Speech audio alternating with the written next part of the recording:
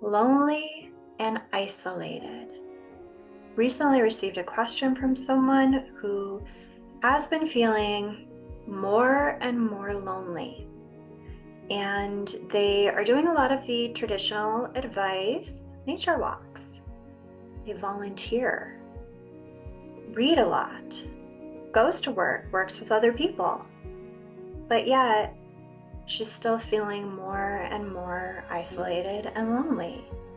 And one of her biggest pains with this was that people only care about themselves these days. So in her case, she regretted the social interactions she was having. They weren't fulfilling for her. She didn't want to do them anymore. She was pulling back more and more. She felt like people are cruel. She was feeling sensitive and hurt with all of her interactions, or just annoyed and put off.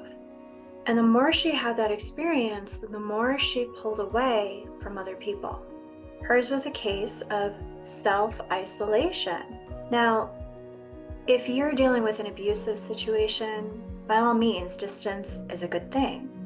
However, if every person is just too unpleasant, too different, too rude, too self-centered, the solution is not distance. The solution is having more resources at your disposal to help you not only cope in those situations, but to eventually thrive in those situations.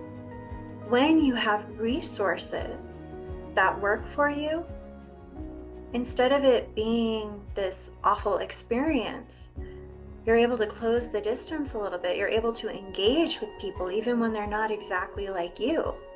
That can actually be a lot of fun. You can look forward to having those interactions even when they are different from you.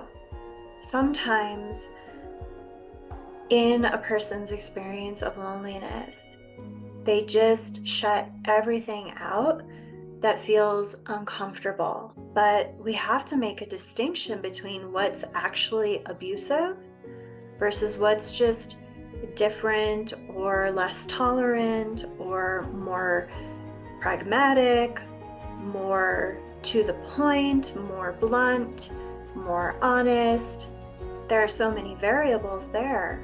Who to let inside, even if they are different from you, and who is a good person to keep outside, to keep that distance from, because it would actually be really detrimental to your well-being. Sometimes it's just a matter of beefing up our tolerance level for other people who are different from us, who have different ideas, different opinions, different perspectives. I mean, what are the chances that the problem is actually the entire rest of the world or most of the rest of the world? What are the chances? And there's nothing you can even do about that.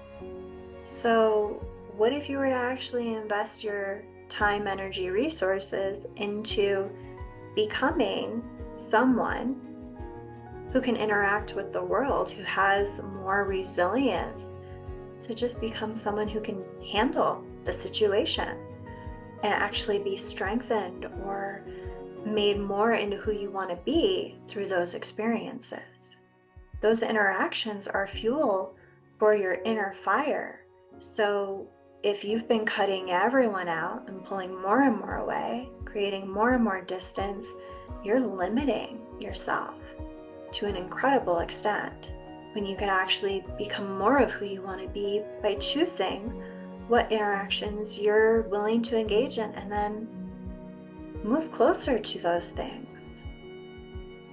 It might not be pleasant all the time, but you will grow from it. You will be able to learn more about yourself from those experiences, and that in itself can be really rewarding. That's it for today's video. I'll see you guys next time. Bye.